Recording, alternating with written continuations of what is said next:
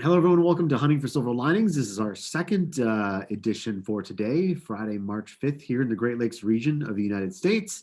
I'm Corey Hart, Chapter Director for Grand Rapids, Michigan. We are situated directly between Chicago, Detroit, about 6 hours from Toronto, and also maybe like 8 hours from St. Louis. So that gives you maybe an idea of where we're at. Anyway, uh, Hunting for Silver Linings, we do this program. We want to introduce all the ecosystem builders to one another.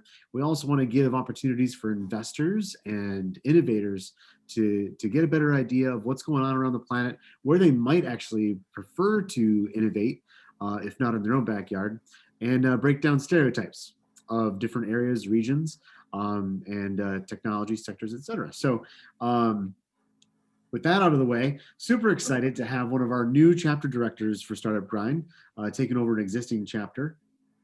This is Dan. Hi. How you doing, Corey?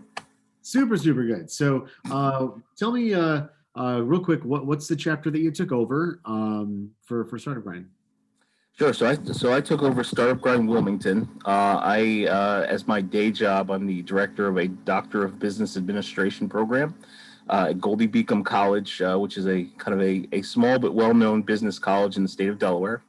I was responsible for founding the program in March of 2018, and I had the pleasure of going to a Startup Grind conference in Barcelona when I led study abroad programs for the entrepreneurship department at University of Delaware. And as I came to Goldie Beacom College, I saw Startup Grind as a great way to really introduce an entrepreneurial mindset, but also introduce some level of globalism to the students, and also to promote my program. So one of the heads of my entrepreneurship club was responsible for running the program. Shout out to John O. Hooper, who graduated and is now part of my doctoral program. So keep everything in the family, of course. Yeah. And so, but I know he's busy, so I took over the reins from him.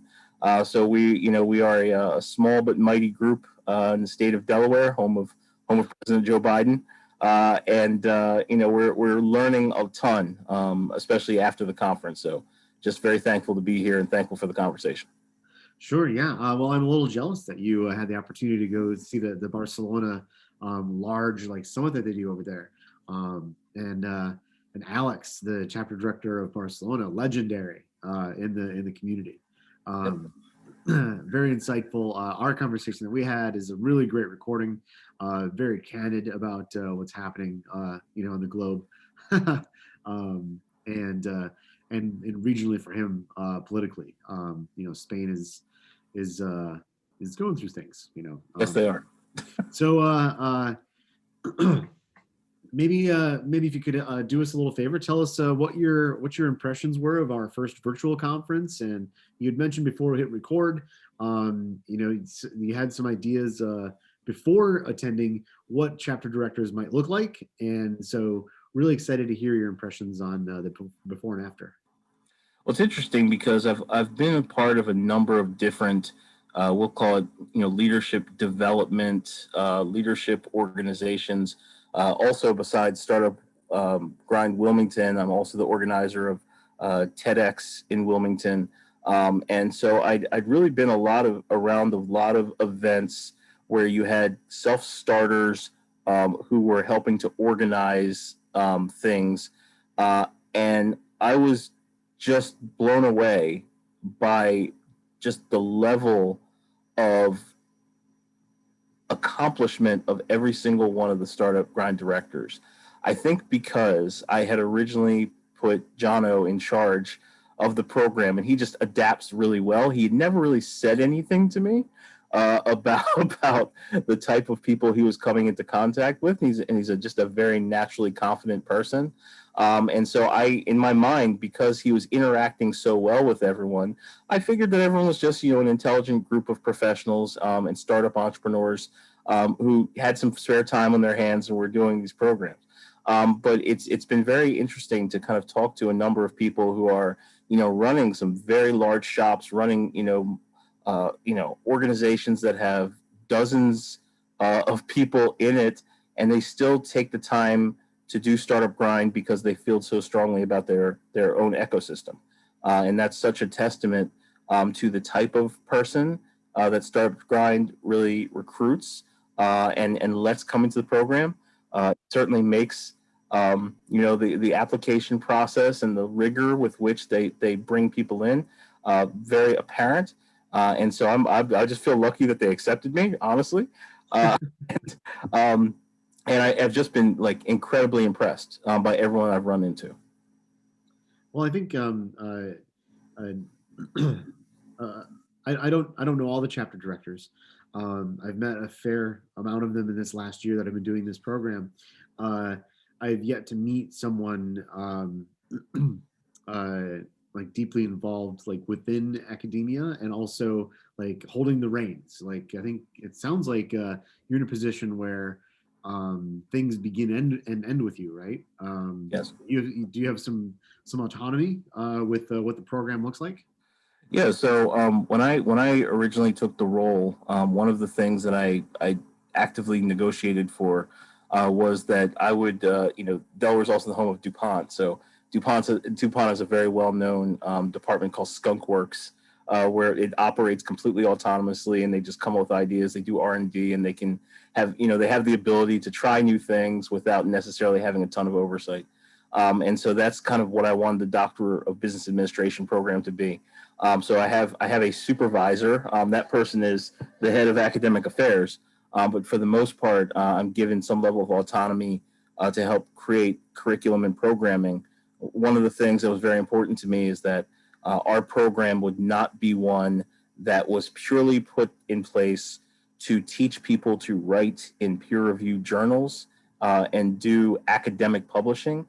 We do much more data analytics and business analysis and work with local and regional businesses to help solve business problems. So we actually call ourselves pro bono consultants for local and regional businesses.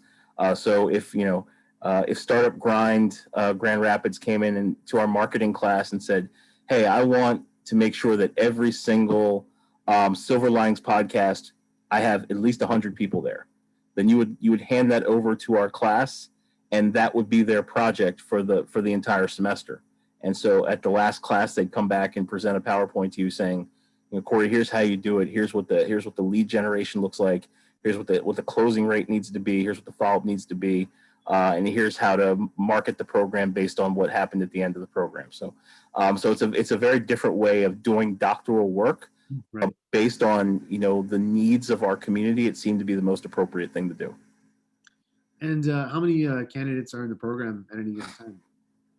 So right now there are, and I'll use the strict doctoral definitions in terms of a doctoral student is someone who has not taken a comprehensive exam yet. A doctoral candidate is one who's actually in kind of the dissertation pot there. So we have about 15 people who are doctoral candidates and approximately 30 people who are doctoral students. As I mentioned, we are only on cohort number 6. And our program is a hybrid program, so it's half face-to-face, half online. So for most people who are not familiar with doctoral programs, having about 45 people and 6 intakes is actually a lot. It's a frame of reference. I got my PhD at Temple University, and my cohort had 2 people for a rather large business school in a rather large city. So we're plugging away and just trying to live our mission. And just trying to make sure that we give students the best possible experience and give the business people we work with the best possible experience. Cool. So now, in the U.S., right, when we have our programs here, and there's some similarities around the world, but and a few differences. So a lot of master's programs are, we're still we're learning to be better practitioners, and work on our curiosity and whatnot. A lot of doctoral programs are about, like, instead of like applying knowledge, it's about creating knowledge, right? Yes. What areas do you personally geek out about? Like what gets you going? Sorry. Well, it's interesting you mentioned it that way about. I think the major difference potentially between our doctoral program and another one might be each doctoral program, to your point, is focused on the creation of knowledge. I think more of what we're doing is creation of practice. So the real thought there is what in a business program, you think about that concept of being a doctor of philosophy. Usually, a doctor of philosophy, when you're working on that type of degree, you're following some underlying theories, and so then we have to really get into this concept of what are real business theories that are tried and true for any business.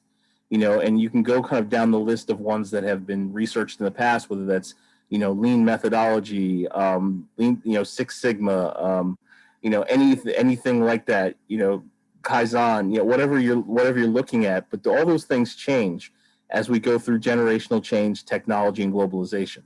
So more of the program is based on this concept that there is no real business theory. There are just appropriate business practices for specific times and specific people in specific regions. And so one of the things that I really geek out about is really classes and work in leadership development to try to be as nimble as possible in understanding that, as we work with a workforce that can have 5 different generations in it, each of these generations has been subjected to different stimuli, different events, and they, in many cases, will respond differently to different leadership styles. So I love researching leadership development. I love reading biographies of leaders. I love just learning about the latest advances in how people think. My own dissertation research looked at how millennials give impulsively to nonprofits. And as part of that work, when we looked at different MRIs and different medical studies, it clearly showed that millennials' brains were formed differently, they're shaped differently, and produce different chemicals than my brain as a Generation Xer. Mm-hmm. That probably should follow form, whether you're a baby boomer or going down to Gen Z. So how to be an effective leader with 5 different generations in the workplace is so important to anyone growing a business.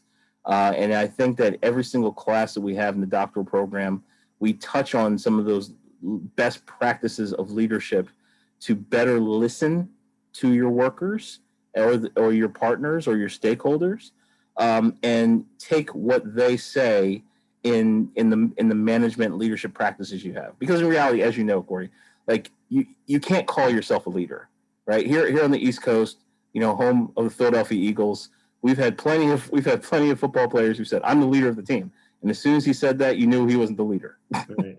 You knew he was just the quarterback. He's just the manager. So leadership is such an interesting topic because it's a little bit like Voldemort and Harry Potter. You just don't say it. Like, you never speak of it. You just hope that you're creative and good enough where someone will call you a leader behind your back, and then you've actually hit the right button. That's really great. Yorgo, welcome. I want to introduce you to Dan. Hello, real quick. Professor Young, welcome, and my apologies for coming late, but I had a connection problem with the internet. No worries. No worries at all. So we were talking about demographics, right? And the shape of the workforce as far as like age and the differences therein. Now, we're hopefully emerging in the next years in different stages and phases globally from this pandemic, but at the same time, we were already experiencing an incredible shift globally on like what the workforce is just made of, and you just were talking about that exactly. So millennials and Gen Z, right? In a couple of years, they're going to be the largest portion of our workforce. Mm-hmm. And then us, the Gen Xers, as you had said, we come from a very different culture. We're somewhat maybe there's maybe a gravitational pull towards like the old ways, where none of that really is relevant anymore because the customers, especially through the pandemic, like they're different. Like they found like, oh, I don't need this anymore. Now I want this. So for all of our entrepreneurs that listen, because we're all, as you mentioned at the beginning, like all of us chapter directors are also entrepreneurs. How do you have any advice on how we can sort of maybe just approach this wild shift that we're just going to be able to begin seeing? Yeah, so I'll put my disclaimer out there. Despite the fact it's now one of the most popular things to put on a business card, I'm not a futurist. So all I can do is be a good marketer and go with what I know. So the first thing is the most basic biological principle. You're born with two ears and one mouth, so you always should listen more than you talk. And I think just by hearing what people are saying, you get a strong inkling of what their needs are, and then we do our best as people who've been slated to be leaders to fulfill what our folks need. The second thing is this understanding that if you were born after 2000, we're going to call you Generation Z for now, but there's certainly going to be some sort of a label that's going to come for anyone born into COVID, right? You're dealing with a situation where there's going to be a wholesale change probably in use of real estate, in use of technology by everybody, up and down every generation, by expectations of work-life values. Both almost probably an unprecedented birth rate along with an unprecedented divorce rate at the same time. And probably a lot of people not remarrying after that. And so there's going to be a number of things that are going to happen that are going to make some wholesale shifts there. And so the best thing that we can do is to make sure that we are listening effectively and making sure we're diversifying our workforce. One of the major challenges in academia, and I don't have to tell you this because it's somewhat obvious, academia, especially as it pertains to business, tends to get a little stale. Because of things like tenure and because of things like being able to get by in your job as a professor without being great. Probably one of the number one fears of professors nowadays are literally our own students, because you can't even sit in your classroom anymore and say, oh, and Apple Computers has a market cap of this, and then 8 different students' hands go up because everyone's on their smartphone waiting to debunk you. Overwhelmingly, professors are way more afraid of their students than students are afraid of professors now. And so in most cases, we should probably think of academia the same way we think of most businesses. We need to probably have 15% of our professors move on at the end of every year, either by retirement or because they've had such a great experience with us, then they get a better job, and then replace those 15% with 15% new professors who bring new ideas into the workforce. As you probably know, that doesn't happen in academia. And because of that, we have things like declining enrollment and declining interest, and companies like Google's, Facebook's, and Zappos of the world saying, hey, we'll take a whole slate of Coursera courses instead of having your college degree, because we believe that Coursera at least is going to be up to date. Yeah. At least you're not coming in here with tons of debt. And I can't, and even as someone who runs a doctoral program, I can't really dispute that too much, to be honest with you. So I think that the things that we have to look out for as entrepreneurs, and besides working the doctoral program, I run a couple, I'm co-founder of a few companies. It's really just remembering that everything's going to change all the time. And so you really have to stay focused on those key performance indicators for your own company and for yourself, and those key principles that you built your business on. So if you're McDonald's, you're focused on convenience. If you're Lebec Fin, you're focused on taste. If you're Nike, you're focused on making people fly, and just keep kind of banging that drum of whatever your number one selling point and your number one value proposition is. In reality, that's all we can do, and be really good target marketers. And as we always say in marketing, your target market is not correct unless you piss at least 30% of people off. Like, that's how you know that you're actually saying something to someone. Mhm. And so as business owners, we just have to remember our principles, remember those key performance indicators, and use our two ears and our one mouth, and keep talking to the people who've really been working with us, to ask them, how can we make their lives easier, and how can we develop a product that's even better than what we have already? Sure. Now, Yorgo, before we move on to the ecosystem and related questions about that, we've been talking a lot about Dan, his history, his position, the university, his program. Do you have any questions about Dan himself, or? Well, the first thing is that I want to congratulate him because he's essentially admitting that the way we've siloed academia is anachronistic. In other words, academia is running huge dangers of becoming irrelevant, particularly business education. I've been teaching for the last almost 30 years, 28 years, on and off as an adjunct instructor, as a visiting professor, guest lecturer on both sides of the Atlantic.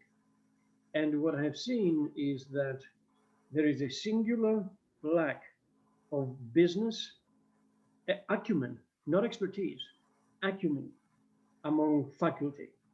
In other words, they may have worked as consultants, they may have done advisory work, they may have done the best papers around, but they have never run businesses.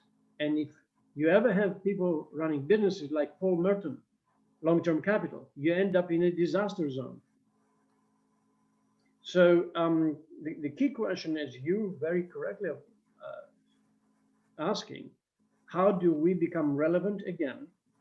And how do we generate, through this widgetization of entrepreneurship, real leaders? Because there's two conflicting trends here, right? One is miniaturization. In other words, you're taking this whole process, which is essentially creative, and you widgetize it, you break it down, hoping that you will understand what is it that creates innovation. And what we do know is that it takes a village to raise a child. So in this sense, we need to go back to creating the village. The second challenge we have, and again, you're absolutely right here, comes from the Christian perspective of servant leadership. And I'm a firm believer that you cannot be a leader until and unless you have served. There's a beautiful program in England called Teach First. They take successful kids from the university before they go to work for Goldman Sachs, Merrill Lynch, Morgan Stanley, ConocoPhillips, any of the big names. And they ask them to teach for 2 years in high schools, in Glasgow, in areas that have challenges, areas that have issues, conflict, and so on and so forth. Tremendous, tremendous investment in future leaders by doing that. And what we have realized with Corey throughout the last year of interviewing directors is the best thing we can do is give this platform to anyone who wants to join us in providing opportunities. It is only because by providing opportunities, you can let the next leader emerge, I think. Mm-hmm. And see, I agree with that. And it's so interesting you mentioned that, because over here in the States, and I'm sure Corey's probably familiar with it, we have Teach for America, which is basically Teach First, and in doing that. And to your point, I think, I forget who said it, Dale Carnegie, John Paul Getty, someone famously said the business of America is business. And everything that we do here is based on some level of the Industrial Revolution and the production line model. Entrepreneurship education doesn't work in that model, right? And in most cases, when I was teaching entrepreneurship, nothing was due for the class for a grade until the last 2 weeks. And the reason for that is I explained to them that failure is not only an option, it's a necessity to be an entrepreneur. So how can I effectively grade you when I need you to fail? And also when you're going through different classes, the entire semester system is completely not conducive to raising an entrepreneur. So just the way that we have widgetized, I like that term. I'm going to steal that from you. the way that we have widgetized education for it to match the Industrial Revolution and match the kind of business principles, it absolutely does nothing for entrepreneurship students.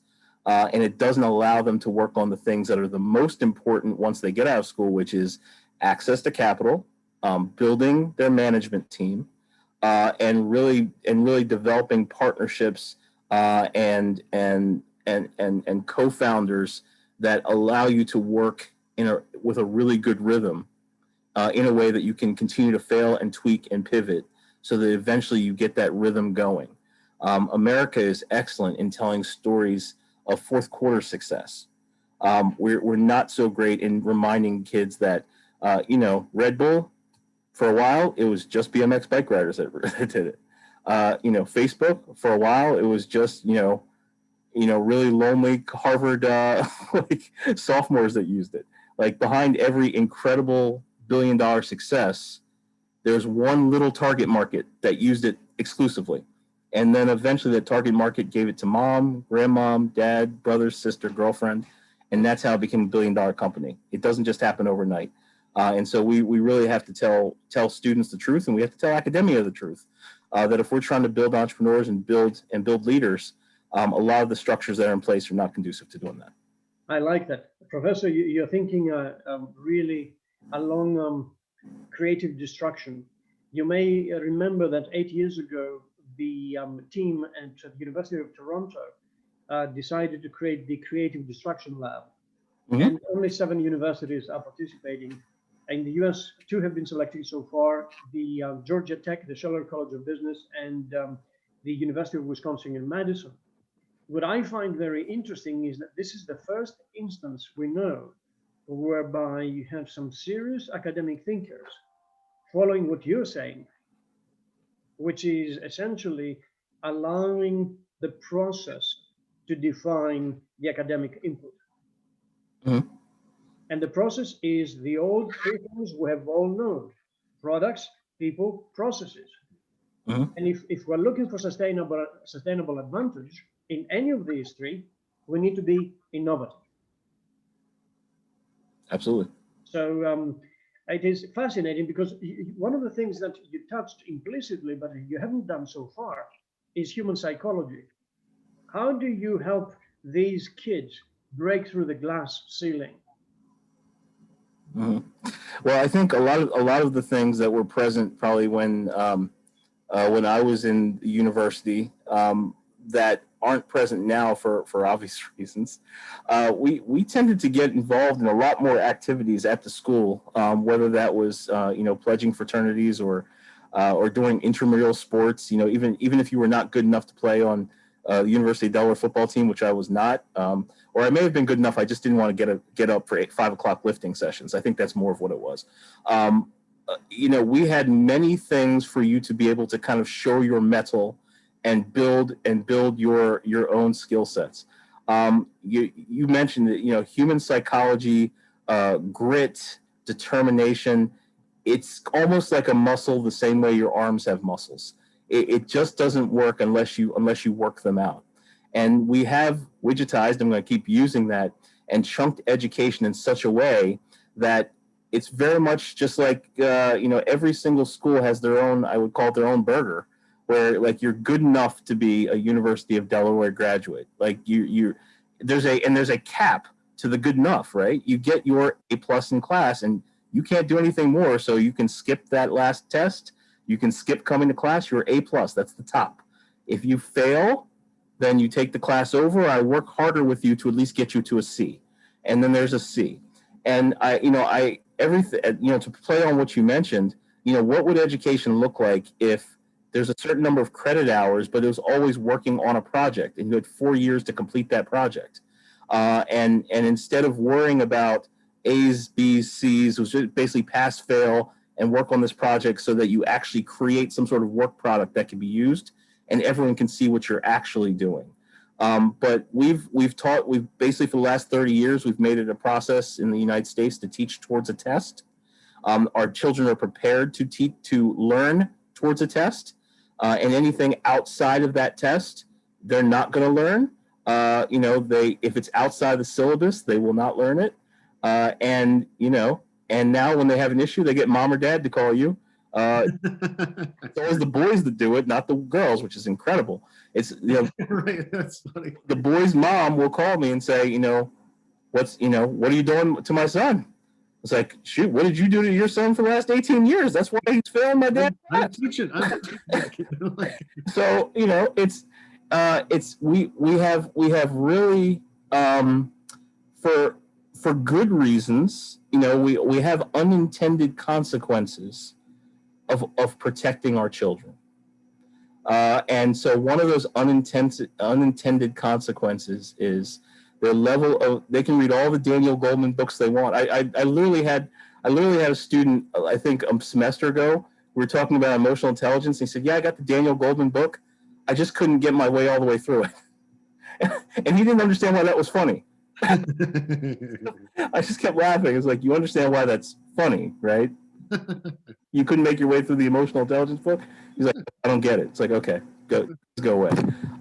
Go away. So to me, the beauty of entrepreneurship has always been that it really fills a void. And I've told many students that I think entrepreneurship is the world's perfect minor for any major in college, to take what you're learning and then put it through a different lens that the people who are practitioners who are teaching you aren't looking at it through.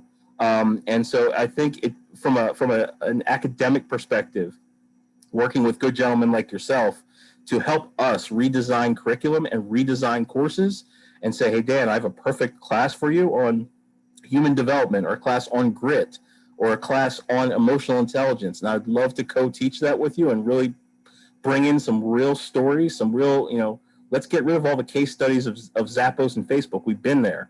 Bring in the case studies of companies that have failed, and what can we learn from these people? Or bring in the case studies of things that we're working on here with Startup Grind, and what can we learn from these people?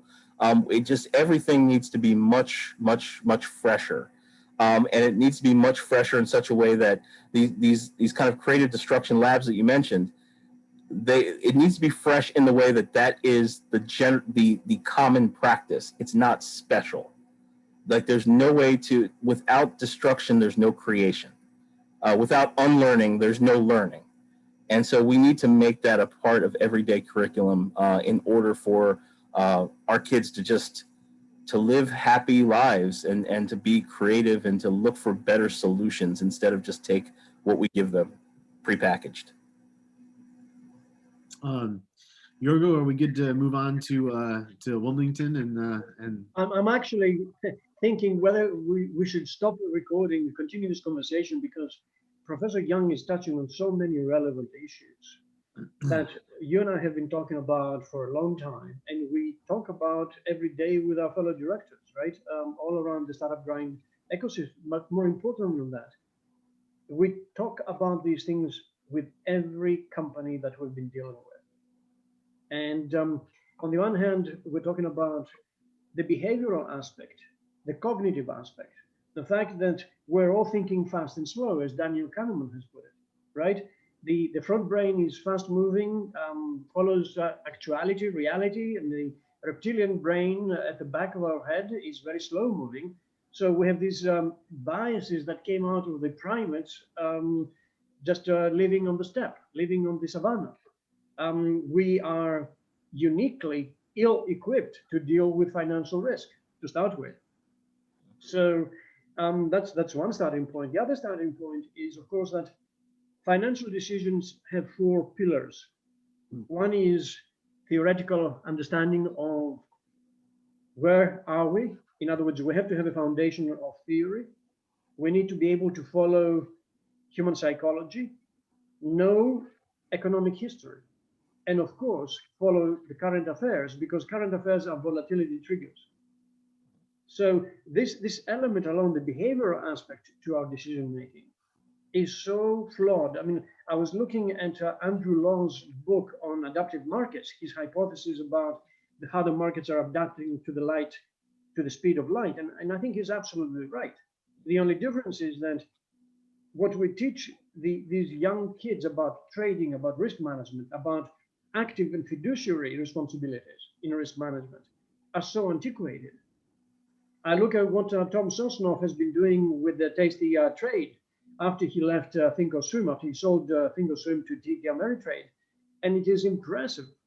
It is really impressive how he's building an ecosystem of teaching young risk takers. So please go ahead, and I'm sorry for interrupting. You're doing great. Yeah, we get pretty excited because a lot of these conversations we could spend hours, with our fellow directors, because we're all just we're just in it and we love it, right? Right. And each little widget has got so much depth. But one reason why we do this is because we do want to learn a little bit about like the where you are. Yes. So we've learned a little bit about why you are and who you are, but so tell us about your region, your ecosystem there. You mentioned DuPont earlier, so I certainly have some. I'm curious there, but yeah, what are the main sectors besides education? Yep. So Delaware and Wilmington in particular is an area that's definitely in flux right now. For the last 60 to 70 years, Delaware had specialized in what we call the 4 C's, which were chickens, credit cards, cars, and chemicals. Right. So chemicals, obviously, DuPont was founded here. You literally can't go 3 blocks without finding something, whether it's a high school, a street sign, or a building named DuPont in Delaware. Chickens, in the fact that the southernmost county, Sussex County, has literally more chickens than it has people, and we're a major chicken producer for the country.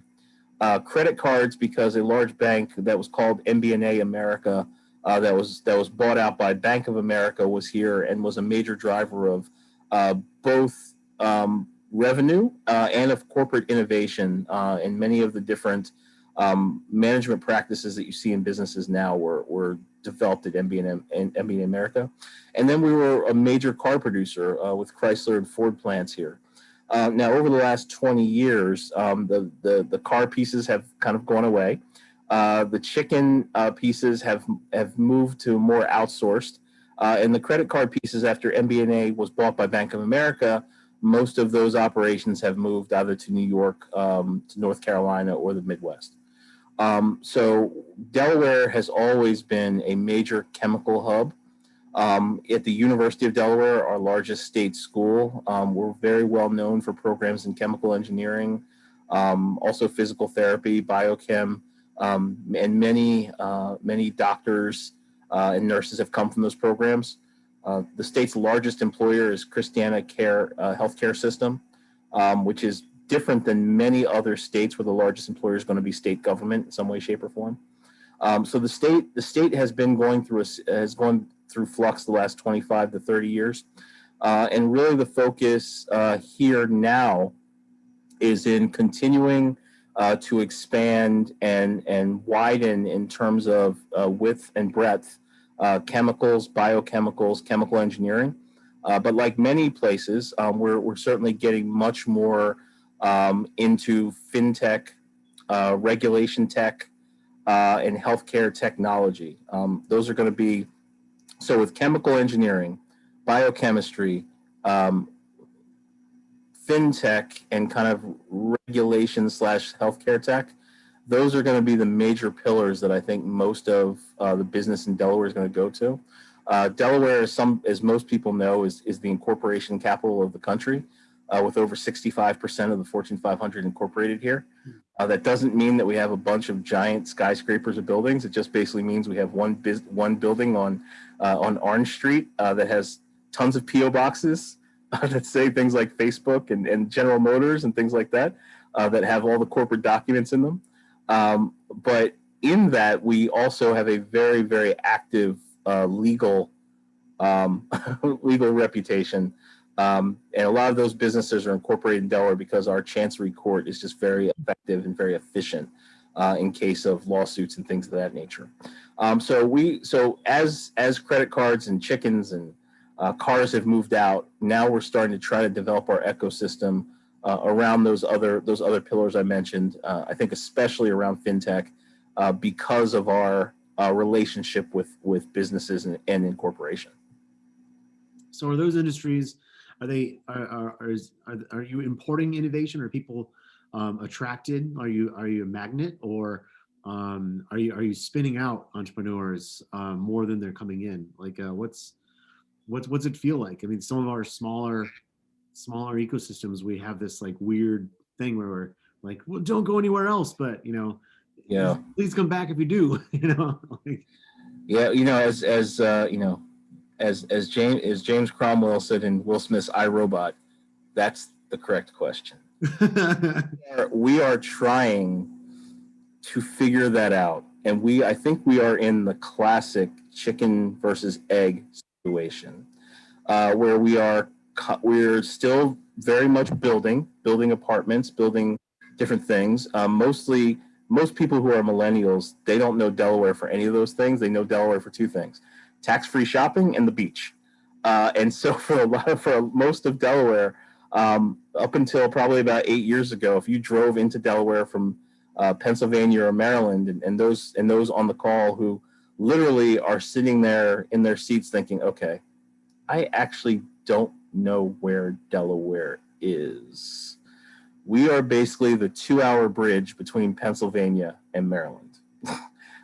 45 minutes from Baltimore, hour and a half from Washington, D.C. on the south, 30 minutes from Philadelphia, 2 hours from New York City at the north.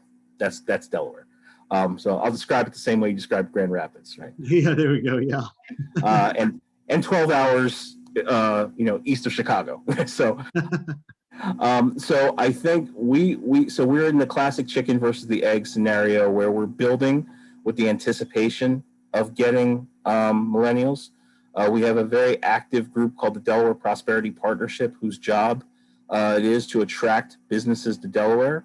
And so now we're kind of on that kind of strange seesaw where we're trying to figure out what to focus on more: attracting the businesses to Delaware, or using resources to really invest in our own homegrown companies.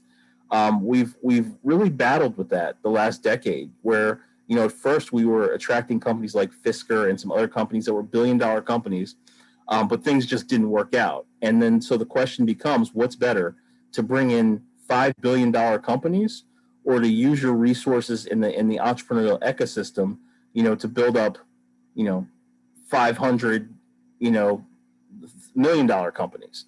We're trying to do some level of both of those things, but it's still very much up in the air what our major talent is going to be: developing homegrown talent or attracting larger talent.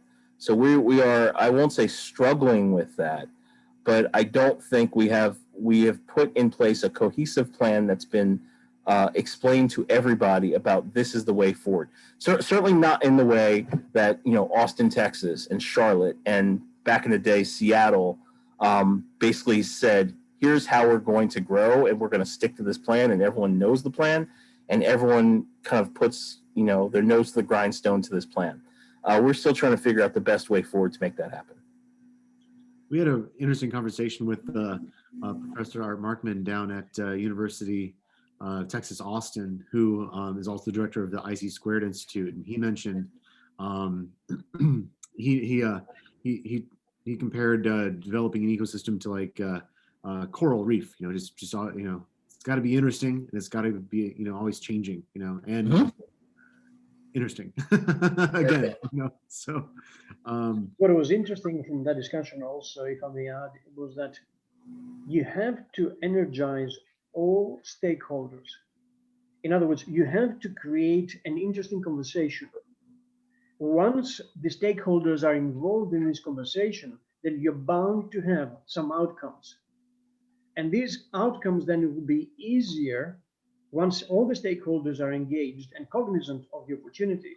It is easier than to raise the expectations, but also to raise the entrepreneurial involvement. Mm-hmm. There's no doubt about it. I mean, what we have seen in Atlanta, for instance, how Atlanta has become the center for health tech because of Emory University. Georgia Tech, the influence of innovation. Of course, you have UPS, you have Delta. So you have a whole range of diverse industries that are beginning to spawn all kinds of new innovations.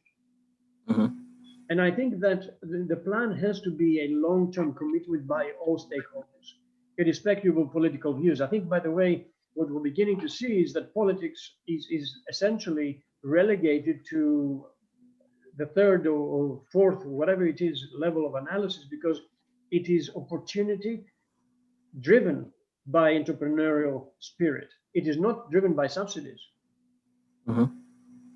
Absolutely. So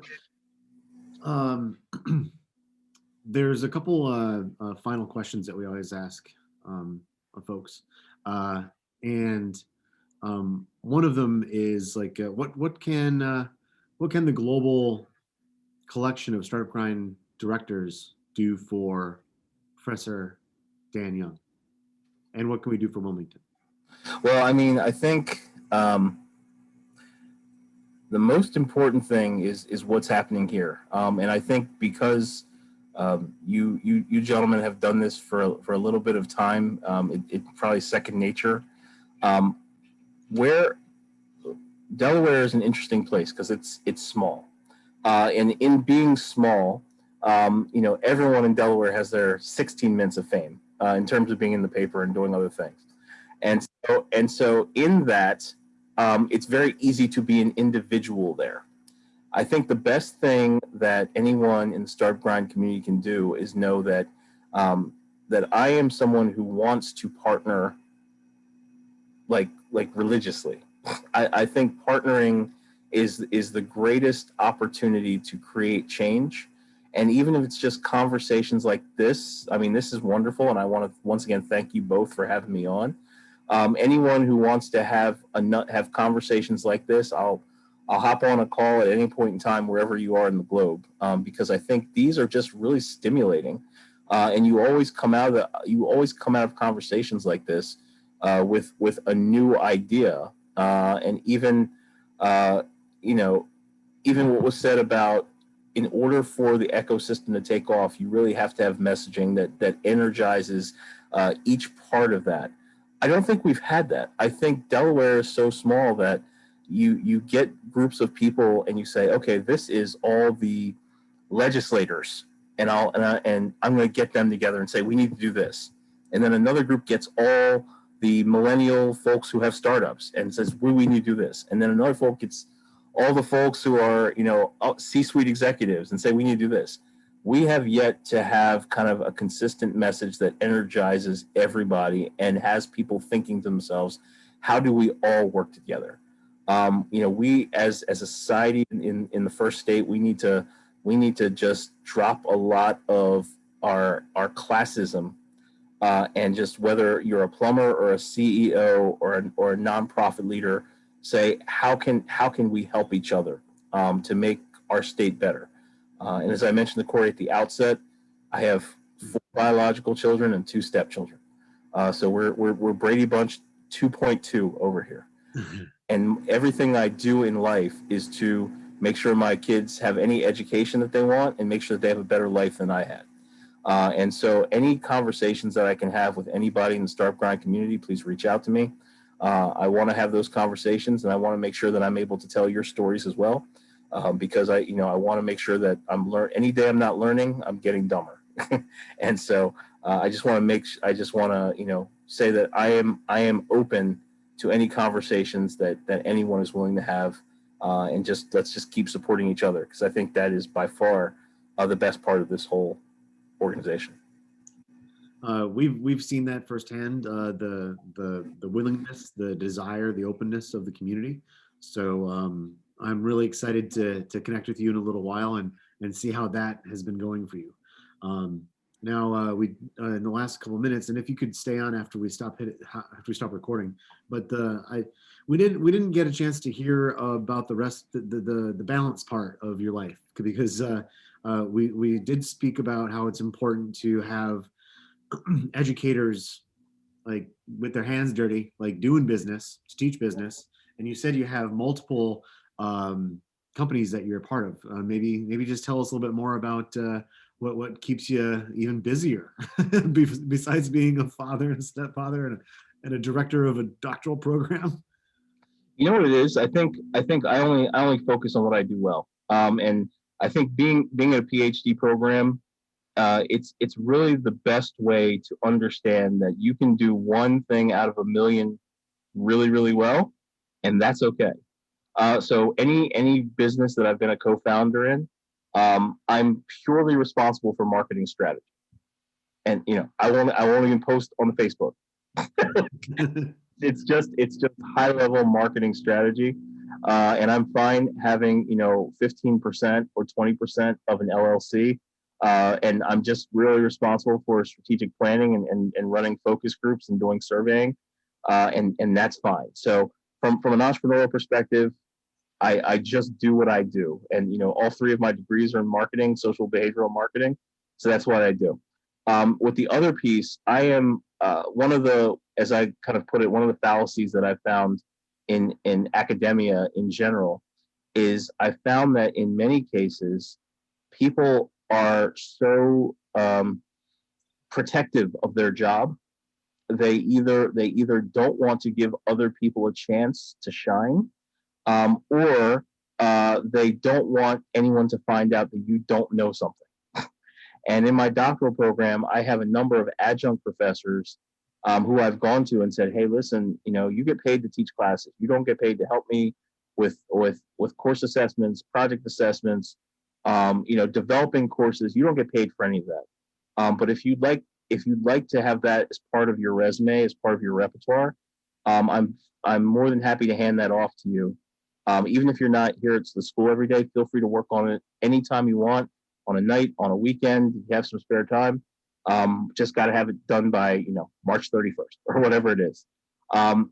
That's really rare. That I didn't realize how rare it was until every single higher ed administrator said I would never do that. But I think that for a lot of the people who are adjuncts, their major, what they want to do is eventually retire from their job and teach. And so it gives them an opportunity to understand more about how the accreditation works for the school, learn more about how curriculum committee works in the school, how our human subjects review board works. So I try to do a really good job of delegating, so that the number one job I have is marketing. And that marketing comes in the form of doing advertising, speaking, public relations, and personal selling, otherwise known as interviewing doctoral candidates. So the way I do it is I only actually do one thing. I'm a marketer. I'm a marketer in academia for the most part, and I try to delegate the rest out to people who are better, smarter, better looking and friendlier than I am, and give them the opportunity to get some experiences that could help them going down the pike. And like I said when we started talking, I firmly believe that every year 15% of your college should leave and a new 15% should come in. Otherwise, you get really stale. You don't get new ideas.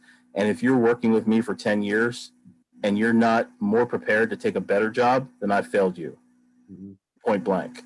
So I hire people with the understanding that I want you to get a full-time job. I want you to leave. I want you to have better than me. But in leaving, have the operations manual of what you did, and we'll continue to work on that operations manual and tweak it and make it perfect, so that it's ready to go for the next person who comes to replace you after you go on to bigger and better than me. I love that. I like that. Yorgo, before we end up and say thank you, any last comments? I can only congratulate the professor for being so erudite, so to the point, and of course in more than one ways revolutionary, because it's not about the comfort of your chair, it's about the discomfort of reality. And we have so many challenges around us that sometimes it is daunting to simply do nothing. From Baker's Trust, where I learned risk management, I remember always the greatest risk is not taking on. Right. So inertia is a wrong advice. Thank you very much for your time, Professor. Thank you for having me. I really appreciate the opportunity.